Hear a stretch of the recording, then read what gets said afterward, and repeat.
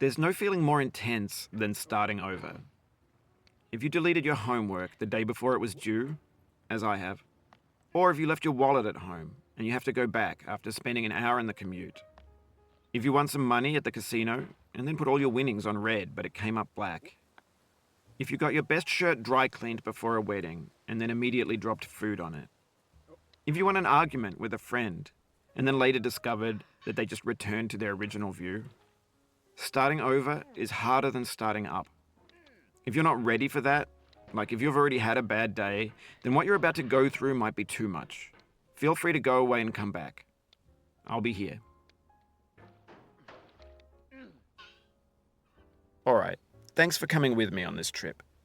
I'll understand if you have to take a break at any point. Just find a safe place to stop and quit the game. And don't worry, I'll save your progress, always, even your mistakes. This game is a homage to a free game that came out in 2002, titled Sexy Hiking. The author of that game was Jazzuo, a mysterious Czech designer who was known at the time as the father of B games. And B games are rough assemblages of found objects. Designers slap them together very quickly and freely, and they're often too rough and unfriendly to gain much of a following. They're built more for the joy of building them than as polished products. In a certain way, Sexy Hiking is the perfect embodiment of a B game. It's built almost entirely out of found and recycled parts, and it's one of the most unusual and unfriendly games of its time. In it, your task is simply to drag yourself up a mountain with a hammer. And that act of climbing, in the digital world or in real life, has certain essential properties that give the game its flavor. No amount of forward progress is guaranteed.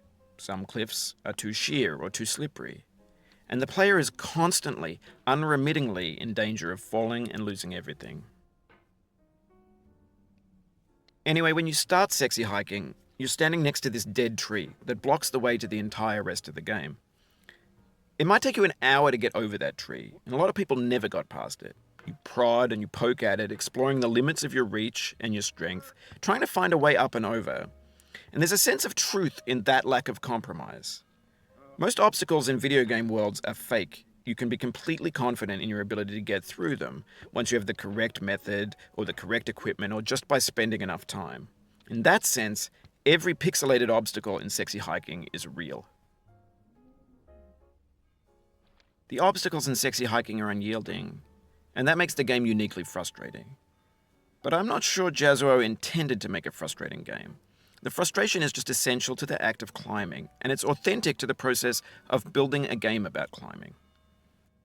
A funny thing happened to me as I was building this mountain. I'd have an idea for a new obstacle, and I'd build it, test it, and it would usually turn out to be unreasonably hard. But I couldn't bring myself to make it easier. It already felt like my inability to get past the new obstacle was my fault as a player rather than as a builder. Imaginary mountains build themselves from our efforts to climb them, and it's our repeated attempts to reach the summit that turns those mountains into something real. When you're building a video game world, you're building with ideas, and that can be like working with quickset cement. You mold your ideas into a certain shape that can be played with, and in the process of playing with them, they begin to harden and set until they're immutable, like rock.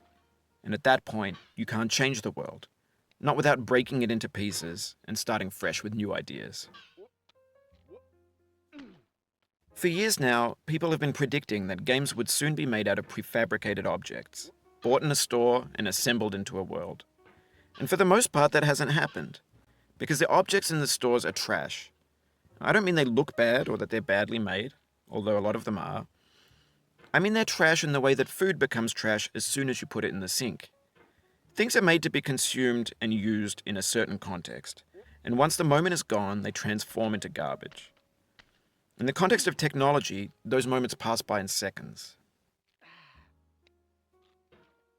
Over time, we've poured more and more refuse into this vast digital landfill that we call the internet. It now vastly outnumbers and outweighs the things that are fresh and untainted and unused. When everything around us is cultural trash, trash becomes the new medium, the lingua franca of the digital age. And you can build culture out of trash. But only trash culture. B games, B movies, B music, B philosophy. And maybe this is what digital culture is.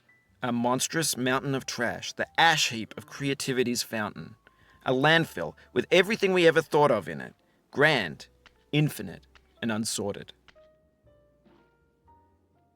There's 3D models of breakfast, Gen X's fanfic novels, Scan magazines, green screen Shia LaBeouf, banned snuff scenes on LiveLeak. Facebook's got lifelike bots with unbranded adverts and candid shots of Kanye and Taylor Swift mashups, car crash epic failed GIFs, Russian dashcam vids, discussions of McRibs, discarded, forgotten, unrecycled, muddled, rotten, untitled. Everything's fresh for about 6 seconds, until some newer thing beckons, and we hit refresh. And there's years of persevering, disappearing into the pile, out of style, out of sight. In this context, it's tempting to make friendly content that's gentle, that lets you churn through it but not earn it. Why make something demanding if it just gets piled up in the landfill, filed in with the bland things? When games were new, they wanted a lot from you. Daunting you, taunting you, resetting and delaying you. Players played stoically. Now everyone's turned off by that. They want to burn through it quickly, a quick fix for the fickle, some tricks for the clicks of the feckless. But that's not you, you're an acrobat. You could swallow a baseball bat. Now I know, most likely you're watching this on YouTube or Twitch, while some dude with 10 million views does it for you, like a baby bird being fed chewed up food. That's culture too. But on the off chance that you're playing this, what I'm saying is, trash is disposable, but maybe it doesn't have to be approachable.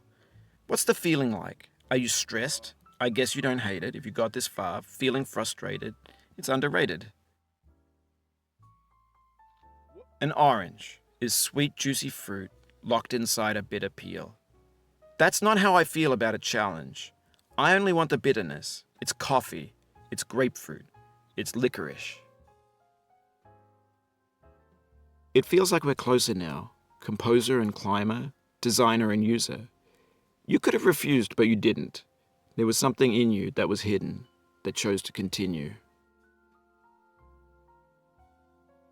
It means a lot to me that you've come this far, endured this much. Every wisecrack, every insensitivity, every setback you've forgiven me is a kingly gift that you've given me. We have the same taste, you and I. It's not ambition, it's ambition's opposite. An obdurate mission to taste defeat. You'll feel bad if you win, so I put this snake in for you. Have you thought about who you are in this? Are you the man in the pot, Diogenes? Are you his hand?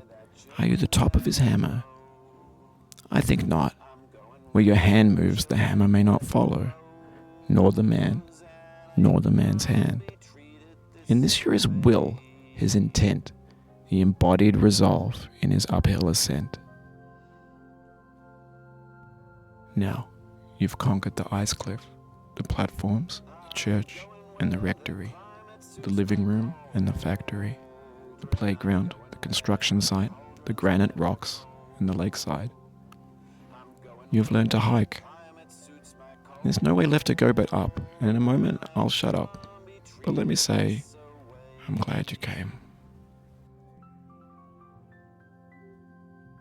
I dedicate this game to you, the one who came this far. I give it to you with all my love.